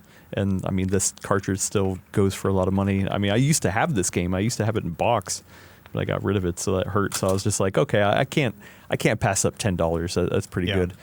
Yeah, I'm And seeing then- one right now listed for $150, but it's with the box. But still, that's what we're looking at here. So $10. I mean, is luckily, I mean, I know these guys. They're reputable, and I made sure that it worked. And even if it didn't work, I could always bring it back because they're nice about it. But my go-to is to plop it in my analog pocket, which, especially with the white color and that weathered brown, for audio listeners, it's a real like puke kind of greenish brown. It really stands out there. But yeah, this is kind of the default way I like to play it, and it's funny because I already have the original Castlevania on Game Boy installed via FPGA on the Analog Pocket, and I was kind of going through and playing both, but you get more options for scan lines and color conversions and stuff when you have the actual cartridge itself. But yeah, I'm a huge Castlevania guy. Do you like Castlevania? I do. Mostly Symphony of the Night, but I dabble in the others. I'm interested. I got several questions for you. One, did you know that there's a disc dumper option or cartridge jumper in Analog Pocket? Like, people have figured that out. It's pretty intensive, but there's like a GitHub page, and you can figure out, and so you can install something that allows you to pull the cartridge and get the ROM from it on an Analog Pocket. And I haven't done it myself. I got a little intimidated by reading through the instructions, but that's a weekend adventure right there. But Dang, that's cool. So my main question here is Castlevania Adventure or Castlevania 2, what is it called? Belmont's Revenge or whatever. You know what I'm talking about? Like the other Game Boy game. That's the one I usually show on emulation, like when I'm like doing demonstrations and stuff, because I love the soundtrack on Castlevania 2. So that's the one I mostly play. I mean, of the Game Boys, the Castlevania 2 is the best, for sure. Castlevania 1 for the Game Boy is the most just basic. Like, it's nothing special, but once again, I wanted to have it. Just it holds a dear spot in my heart. Actually, back in the day, though, early 2000s, when I was in college, I had very little money. I remember going to a local GameStop, and they had a copy of Castlevania Legend, so the third one on Game Boy. Right. And I don't even remember how much it costs. I'd probably laugh at whatever it costs today, but like back in the day, it was a lot of money in my mind. Like maybe it was like $35. I can't remember, but I was just like, real poor college kid that I was just like, oh man, should I buy it? Should I not? Should I eat this week or not? I don't know. I really want it, but it's this new Castlevania, the Castlevania Legend. Oh, I never played that one, and it was always just I looked up towards it, and I never ended up buying it until later in life, and then sold it again. And now I wish I would have kept it. But so like each one of those Game Boy Castlevanias, I have a very distinct memory of. As a pure game, though, you're right. The second one is the best pure game. Which one do you go for first? I always do Castlevania 2 because you mean path? The layout, yeah. Which path? I like the level on the left the most, like top left, but I like the soundtrack on the top right most. And so I often will use that game as a test for audio quality when doing a retro handheld. Like, how does it sound? And I always do that song. It's such a banger, man. Like, it's like so good. And I got a good story about that too. So I think it was my first CES, maybe second CES. Somebody came up to me. And no, actually it didn't come out to me. Like, I was with a group of guys and they were talking to this person, not gaming related or whatever. And they said, oh, what do you guys do? And we were like, oh, we do like retro handhelds, play old classic retro games and stuff. And this guy who was from, I think it was like Albania or something, like he was from, Europe. And he was like, oh man, there was a game I used to love. It was like this Castlevania game and it had this really great soundtrack and stuff. And I had a Miu Mini with me. I pulled it out of my pocket, turned on the game and handed it to him, like as he's telling me about it. And he, like his eyes lighting up, it was just so fun. Like, this is a guy who hadn't seen the game in 20 years, and I just handed it to him. And I was like, look, this is what we do, And one of the very few moments where it's just like, I'm the cool guy in the room right now, And so that was just a really fun memory that I have, and specifically with this game. That's cool. That's awesome. Yeah. I wish I still had the other copies. Or the other games in physical copy, but one of these. So I'm looking up Castlevania Legends. It goes for around $200 for good card. You can get some cheaper ones. I'm seeing some beat up ones for less than that, $50 or so. But that's just the cartridge, you know. But yeah, it's expensive nowadays. It's so sad. Well, you know what I do often is, Game Boy's region free, and so we've gone to Japan several times, and I'll pick up Game Boy games in Japan. Obviously, they're going to be in Japanese, but many of these games do not require reading, and so like Mario Land, it's expensive in the U.S., cheap as dirt in Japan. And so I've got like 3 copies of the Japanese one because I kept buying it and I forgot that I'd already bought it. I'm like, oh, here's Super Mario Land, you know? So yeah, like that's my other hack is like to buy them. You can even get them on eBay, the Japanese version. Someone's imported it and they're going to have a markup, but it's still cheaper than the US ones. Yeah. I mean, luckily I have ROMs, you know, through, and then there's that. For however I got them. But yes, specific games, I'm like, oh, it'd be nice to have the physical, you know, you plop it in. I will say, man, the Analog Pocket is not perfect. Like I love a lot of things about it, but it's still like every time I pick it up, I'm like, this thing was a little expensive for what it is. But then also it still bugs me. I don't know exactly why they made the insertion so shallow.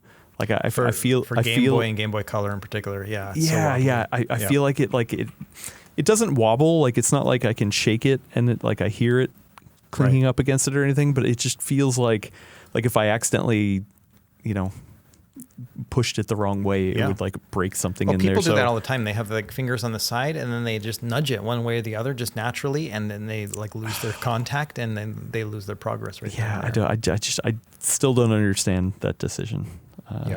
So, you know, you mentioned it's expensive, but you know, it's been rising in price. It's now $240 for that thing. It used to be $200, you know, and then I think it went up to $220, now it's $240. And the other thing that bothers me about it too is the dock. I don't know if you have the dock, but it's $100. The dock itself, and it doesn't work with anything else. You can't just plug a USB-C like adapter to it. It has to be their dock, which is a great dock, by the way. Like it works really well in terms of like putting in 8-bit-do like dongles and just working naturally. Like it all works very well, but it's $100 on top of that. And so, yeah, it's just an expensive device. It always bothered me too, being in Hawaii, because this company is located in Portland. They're shipping this from Portland, Oregon, right? But they were charging me like $40, $50 shipping for just a single item because they do like overnight FedEx. And I'm like, can I just have it just regular USPS, you know, like just send it ground, even though it's going to be by boat, it's still like so much cheaper, you know. But I was paying like a huge tax on top of the higher price too, just by virtue of living in Hawaii and the shipping service they used. Yeah, I did get a notification that they're having more drops of the dock, and I was like looking, I don't have the dock, and every time I look at it, I'm like, yeah, it'd be good, and then I'm like, nah, I don't really need it. I mean, yeah. I will say it is magical. Like the dock is pretty magical when you have that hooked up and you put it into a TV, and then you get like, you know, I have like the 8-bit-do arcade stick, you know, which has the USB dongle to it. So you just put the USB dongle in the dock, you put the dock into any TV, and just start playing your art. Like I usually use it for arcade games and stuff. And man, it's pretty magical. I just don't think about the sticker price. Yeah. So I guess that's the other thing is that I pretty much use this just for Game Boy Color and Game Boy Advance games, even the ROMs that I have on here. I think I do have some NES and NES ROMs, Super NES ROMs in here, but like for the most part, I just think of this as the Game Boy emulation machine. So like anytime I think about the dock, I'm like, well, I don't really want to. I had a Super Game Boy back in the day, but like I would rather just play it handheld. So no, I agree. Like those handheld systems are better on a handheld. I agree. Yeah. Well, it looks like you've been playing Phantasy Star 4 for the Genesis. I remember that game. Yeah. So I never played this game back in the day. Like I grew up NES, then Genesis. Like we didn't go Super Nintendo. I just played that at friends' houses. So I was a Genesis kid. I mostly just focused on action titles, a lot of fighting games. I played every single fighting game that ever came out on Genesis, you know, starting with like Fatal Fury, like the Neo Geo port. But I never really played any RPGs. I played Beyond Oasis, you know, near the end of the life cycle of that device. That's more like a Zelda-style game, like an action RPG. But I'm working on a video right now talking about my favorite Genesis games of all time. And I've been using this device right here. This is the Anbernic RG Arc. And so this thing has got 6 buttons. It's got a shield-style D-pad, 4-inch screen. Not enough power to play Saturn, unfortunately, but plenty of power for Genesis, Sega CD, and 32X. And we had all 3 of those. We had like that huge stack. Oh, really? Yeah, and all the old school ones, like the big versions of the console, the big version of Sega CD that went underneath Tower it. of I had power, all man. that. Yeah.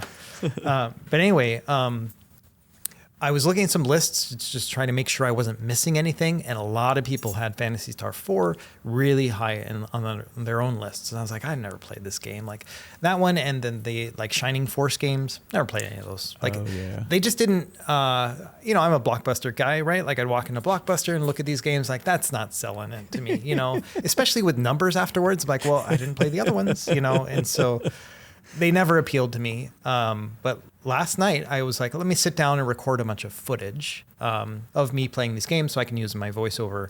And I was like, let's just fire this one up, And an hour later, I'm like, what am I doing with my life? Like I spent a whole hour playing it because I got sucked in. I was like, this is actually really good. I was reading an article from somebody who was like, it was just like a Reddit post. And they're like, they were trying all these games from scratch and then ranking them. And this one was super high up. And they even said, Final Fantasy VI is my favorite RPG of all time. And I mean, it's an excellent game. And they were like, I would put this right underneath it. And I was like, well, that's really strong praise, Yeah. But there are some elements to this game. I don't know if you ever played it, but like it's got these cool anime tiles to it in the dialogue boxes and stuff. So it feels so much more story-like, like TV-like, compared to a Final Fantasy where it's just like a sprite and text and maybe a cutscene where it's just a guy moving around. Very immersive. And then the combat too has this really neat like first-person perspective, but with your whole party. You see the enemy in front of you. It's very Dragon Quest-like or Dragon Warriors-like, which I like. Dragon Warrior on NES was like my first RPG, so I'm like immediately sucked in. Yeah, I'm like, whoa, this is like exactly my type of game. I was thinking it was more like Shining Force, which is like more like a first-person kind of, almost like a computer RPG that's played on Genesis. That this is right up my alley. So, we're going on a trip here pretty soon. I was planning on playing Final Fantasy IX on my Odin 3. I might be playing Phantasy Star 4, like, and just going through and playing that. And I don't know why, we're talking 30, 35 years later or whatever. This is the game I want to play so much. Like, it hooked me last night. So, nice. Yeah, really enjoying it. And do you feel like this is a good way to play it? Yeah, it's wonderful. Like this screen in particular, like 4 inches for Sega Genesis content is like super good. And of course the button layout, man, it's so important. Not necessarily with that particular game, but with some of the other ones, like playing Aladdin where the A, B, C are in order just in the same way that was when I first was playing it back in the day. Like very important to me. So I don't know if I'm going to bring this handheld on that trip specifically to play the game. I may end up just throwing Phantasy Star 4 on my Thor or something and take that really? Just in case, Why? But, I don't want to take more than one handheld, okay. And I do want to play some other stuff too. So, I'm kind of torn about that. Yeah, that's kind of what I'm thinking. But either way, like I got a ton of praise for this game. I'm only an hour into it, but man, that was a very, very good hour. God, now you make me want to pick it up. Yeah, I used to own it. I don't remember how much I ever played of it. I'm sure I never finished it, but yeah, it's been a long time since I played it. Yeah, it's got a bit of cheese to it, which is like endearing nowadays. You know what I mean? So I'm like, oh, this kind of feels nice. Like it's like there's some translation issues, I bet, but man, it's kind of fun in that way too. Yeah, it is fun. I like that. Well, let's get to a couple of quick questions before we get out of here. Okay, Russ? Look at this. Friend of the show, Liquid R, asked, Google and Epic recently settled their case with Google agreeing to allow other stores on the Play Store. Do you think Valve is poised to make Steam available on Android devices, both mobile and handheld? Oh my gosh. This is the dream, right? Like ever since I heard about the Steam frame, I'm like, all right, here we go. We're going to have an app like Game Native and Game Hub, right? That basically takes advantage of all those translation layers they've been working on. And it's official by Steam. You go in, you buy your game, you can load up your game, you get your cloud saves, and then you can play it on Android, even if it's going to have a performance dip just because of the translation layers. Like, this is ideal for me. But, they say, is Valve poised to make Steam available on Android devices? They are poised, like they're in a good position to do it.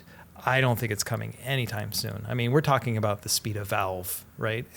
Right. I remember in 2022, they're like, hey, and we're going to make SteamOS available on everything, and here we are 4 years later and they still haven't. So yes, they're poised to do it. Yes, I think it's amazing, but I do think that GameHub and Game Native and these other apps like WinLater are going to be at the forefront for some time.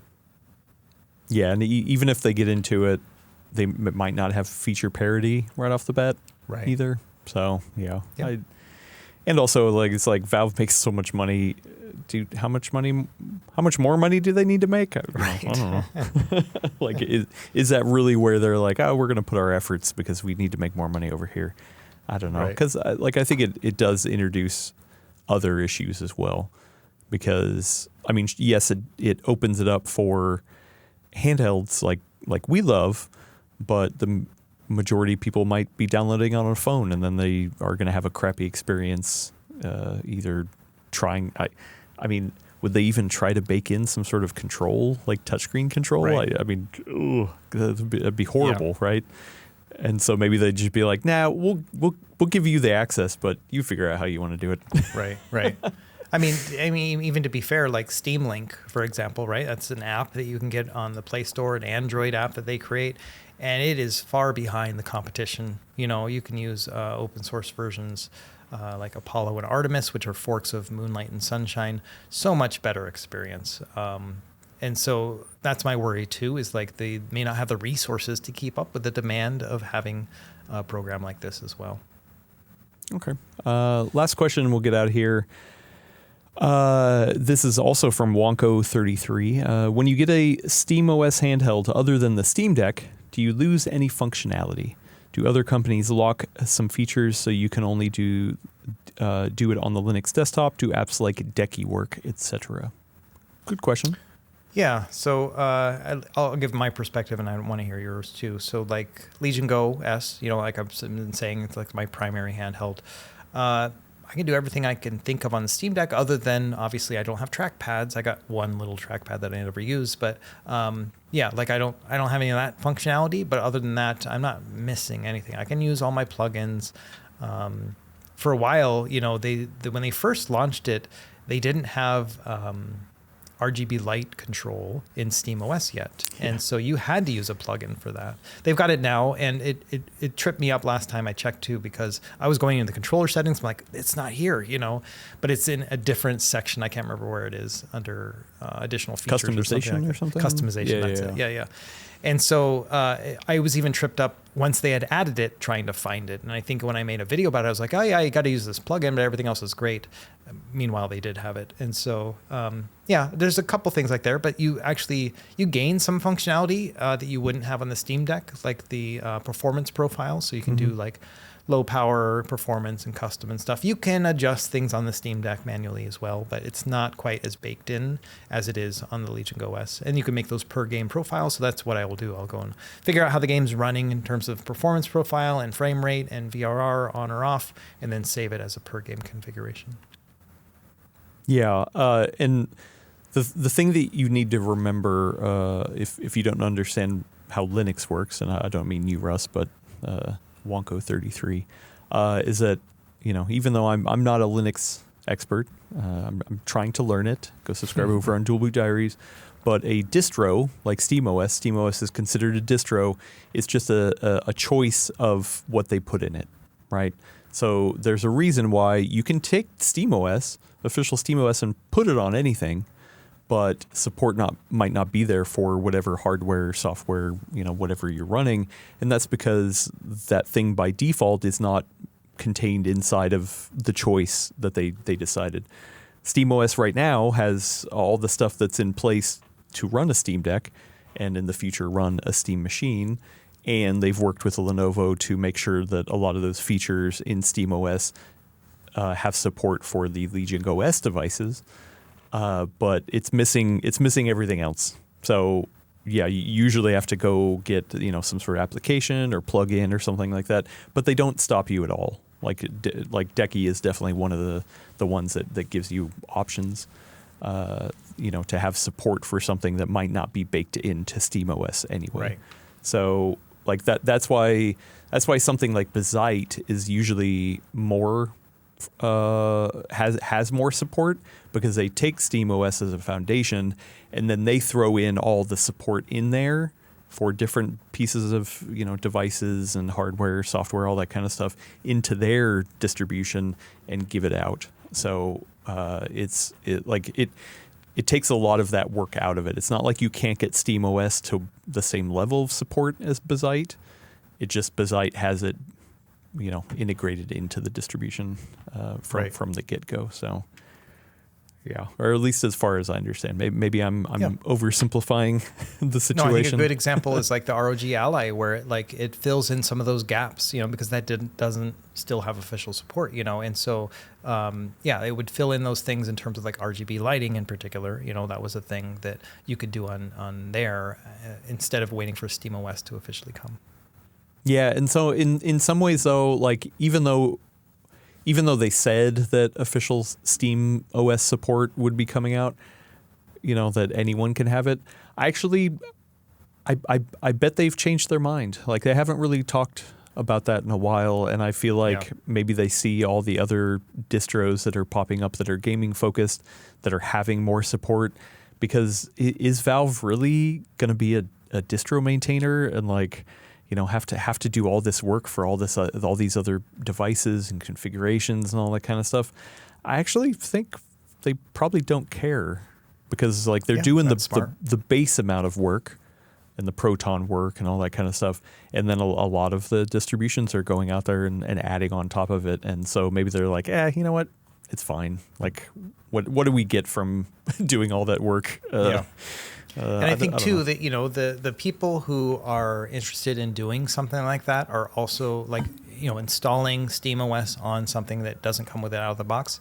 Those are also the type of people who are comfortable using a third-party solution anyway. And so it's no skin off my back if I need to flash the SD card image to official SteamOS or CacheOS or whatever. Like it's all the same process. And that makes sense to me. It doesn't need to be Valve holding my hand through it. Now, for Windows or something like that, I'm very skeptical of downloading a third-party version of Windows and installing that on my device. But Steam and the Linux community, I kind of trust that they're going to suss it all out. A lot of nerds in the Linux community. I don't know if you knew that. And so they usually will find these problems pretty fast. No, I don't know what you're talking about, Russ. I don't get comments every week from those Linux nerds. I was going to mention earlier, you should say, I'm not a Linux expert, but I play one on a podcast, Oh, man. Dang, that's really good, Russ. Hey, you know what? You can have that for free. I think the episode's over. We can't. We can't top that. That's sure. a great place to end it on.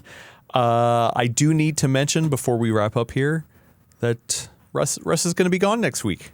Yeah, I'm going to be gone next week for episode 4. Wow. My oldest son is becoming college aged. He's going to be a senior next year. So we're going to go for spring break. We're going to go visit some colleges that he's shown interest in and just kind of walk around campus, get a feel for it, check out some of their programs. And so, I'll be gone next week. Okay. Well, I will miss you. That's a bummer. I do have some very interesting stuff set up for next week, though. Hopefully it comes through. I'm not going to say it here just in case something falls through, but I'm actually bummed you're not going to be around for next week. I'm excited to watch it as a viewer. I want to watch it, and I'm excited. I feel bad I'm missing out, but yeah. But I do have a guest lined up, and hopefully people enjoy it. It won't be the same. It's a fill-in tour guide. Right. You're off on going this other adventure. And I was like, well, we've got this adventure we got to do. So let's get a fill in. I got to do Expedition College. Yeah, you can do Expedition Handheld. There you go. Well, hey, listen, everybody, if you want to check out the video version of the podcast, not only can you get it on YouTube, Russ, I don't even think I've told you, I have enabled the RSS feed to deliver video as well. Hey, So there we go. That's awesome. theoretically, this podcast will go up on the RSS feed in both video and audio form, and depending on where you want to consume this podcast, whether it's Apple Podcasts or Spotify, YouTube, well, I guess YouTube Music pulls the YouTube one, whatever, that I guess I don't know how it's going to show up. I don't know. This is brand new. I literally, the only thing that we've done it for so far is this week's episode of Dual Boot Diaries, which doesn't go live as of this recording till tomorrow. So I'm crossing my fingers that it doesn't, go up in flames, but it all worked out. And hopefully, if you don't want to use YouTube for some reason, now you're going to be able to watch the video version on the RSS feeds. But if you don't want to see our faces, that's okay too. You can still theoretically get the audio out of the RSS feed as well. If you can't, let me know. Because like I said, I'm hoping this doesn't break a lot of things. But what they're telling me is that I upload a video file, and you will be able to select whether you want the audio from that video file or you actually want the video as well. So it should work like that, depending on the platform. Some platforms just don't get the video option; it just automatically downloads the audio. So I'm a little nervous to see how this rolls out, but it's fun. People have been asking for a video version that's not on YouTube for a while, at least. No, I for think it's our awesome other you set podcasts. that up. Yeah, we'll see how it goes. Yeah. And man, I really need to script this out. What else we need to cover? Oh, if you have questions, or if you want to join our awesome community, there's a Full Nerd Network community. You can hit the description. There's a link over to Discord. We've got awesome people in there. Russ is lurking as well. Maybe Adam, and he'll come say hi. Yeah. Just not too many times. He's a busy man. And then we do have, if you don't want to use Discord, which some people are not liking Discord right now, if you do have a question that you want to get in via electronic mail, then you can email thefullnerd@PCWorld.com. That's no space, no underscore, nothing, just thefullnerd@PCWorld.com. And I should hopefully check it once a week to make sure that there's nothing in there that I need to address. So I think I've failed to mention that email option before, but we do have that. So other than that, I want to thank everybody for watching. I really appreciate it. And thank you, Russ. Have some fun with your family on your Expedition College. Thank you. And always a pleasure. I love doing this. And yeah, I'm sad I'm going to miss out episode 4, but I also get to listen to it as a listener now. So I'm excited about that. Yeah, you get to get down in the comments and yell about how crappy the audio quality was. I don't Right, know, right. Whatever people do in YouTube comments. Anyway, thanks everybody. Rest up for the next adventure here on Expedition Handheld. Bye. Bye, guys.